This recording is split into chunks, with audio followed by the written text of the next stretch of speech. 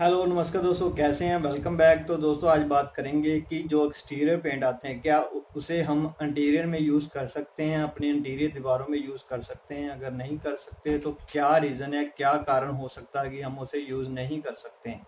तो उसके ऊपर आज हम बात करेंगे, कुछ पॉइंट मैं बताऊंगा आपको।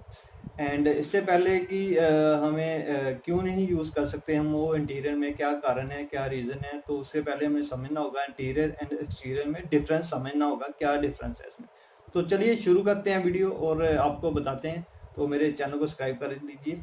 तो सबसे पहला पॉइंट है डिफरेंट इन्वायरमेंट। जो इंटीरियर का जो इन्वायरमेंट है, जहाँ इंटीरियर पेंट है जो वो यूज़ होता है डेकोरेशन पर्पज़ के लिए, या एस्थेटिक या सौंदर्य पर्पज़ के लिए यूज़ होता है। एंड रजिस्ट करता है स्टेनिंग, डैम्पनेस एंड वॉशेबल होता है एंड प्रिवेंट करता है डैम्पनेस।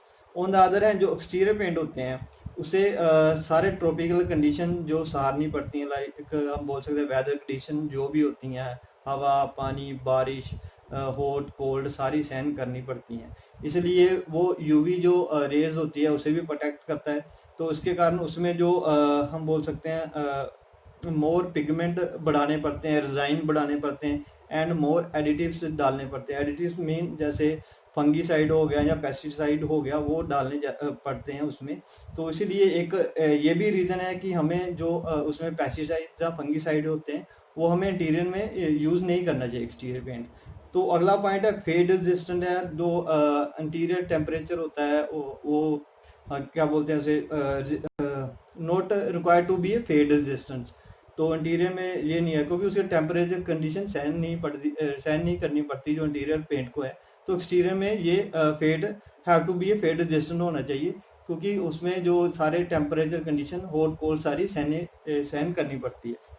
तो आगे पॉइंट है डिज़ाइन जो यूज़ होता है। डिज़ाइन हम बोल सकते हैं एक तरह का बाइंडर है जो पेंट को या फिल्म को जो दीवार के साथ चिपकाई रखता है, उसे हम डिज़ाइन बोलते हैं। तो इंटीरियर में क्या होता है, डिज़ाइन जो होता है मोर रिजिड हम बनाते हैं, क्योंकि उसे हॉट एंड कोल्ड जो टेम्परेचर है उसे सहन नहीं करना पड़ता इसलिए। तो एक्सटीरियर में जो डिज़ाइन है वो फ्लेक्सिबल होता है थोड़ा, क्योंकि उसे सारी टेम्परेचर सहन करना पड़ता है, हॉट कोल्ड, रेन हो गया, वेदर हो गया, सारी कंडीशन उसे सहन करनी पड़ती है। इसलिए उसे हम फ्लेक्सिबल रखते हैं और एक्सटीरियर पेंट फ्लेक्सिबल होता है। तो डिज़ाइन जो होता है सॉफ्टवेयर भी होता है उसमें, क्योंकि चिपिंग, फेडिंग, सनलाइट हर तरह की उसे सहन करनी पड़ती है। तो क्यूरिंग का है, क्यूरिंग का मतलब है कि जो इंटीरियर पेंट का क्यूर करने के लिए सनलाइट की जरूरत नहीं होती, एंड जो एक्सटीरियर पेंट है उसे क्योर करने के लिए सनलाइट की जरूरत होती है। तो एडिटिव्स जो हम बोलते हैं एक तरह सब्सटेंस होते हैं जो स्पेशल पर्पज के लिए पेंट में मिलाया जाता है।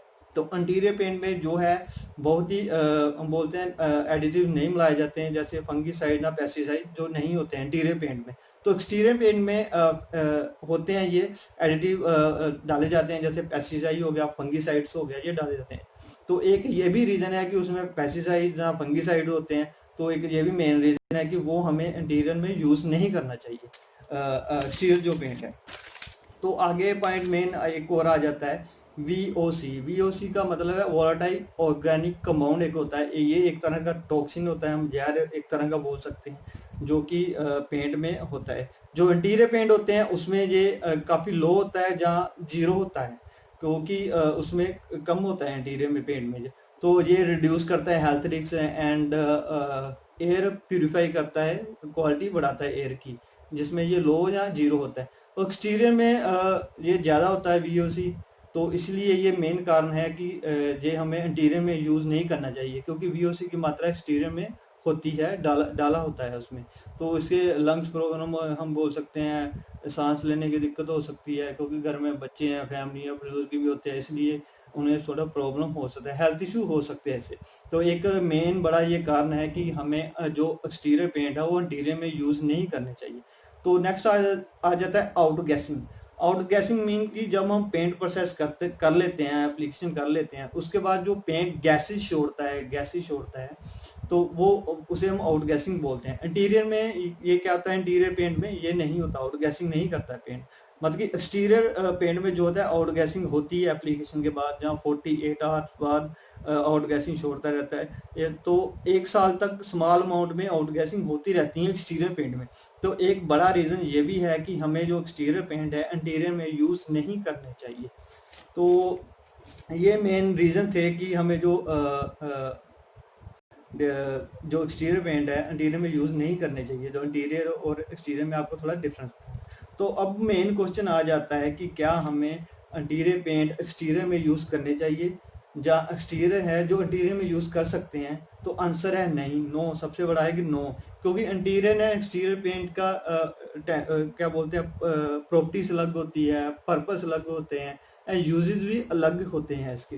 तो इस हिसाब से हमें जो वाइस वर्सा ये नहीं कर सकते हैं, क्योंकि काफ़ी लोग सोचते हैं या कस्टमर्स होते हैं या पेंटर भाई सोचते हैं कि जो एक्सटीरियर पेंट है ज़्यादा स्ट्रॉन्ग होते हैं, इसलिए हम अगर अंदर यूज़ करेंगे तो वो ज़्यादा टाइम निकालेंगे। बट ऐसा नहीं है भाई। अगर हम ऐसे ही कर सकते हैं तो कंपनियों को अलग अलग पेंट बनाने की क्या जरूरत है? इंटीरियर के लिए अलग क्यों बनाते हैं या एक्सटीरियर के लिए अलग क्यों बनाते हैं?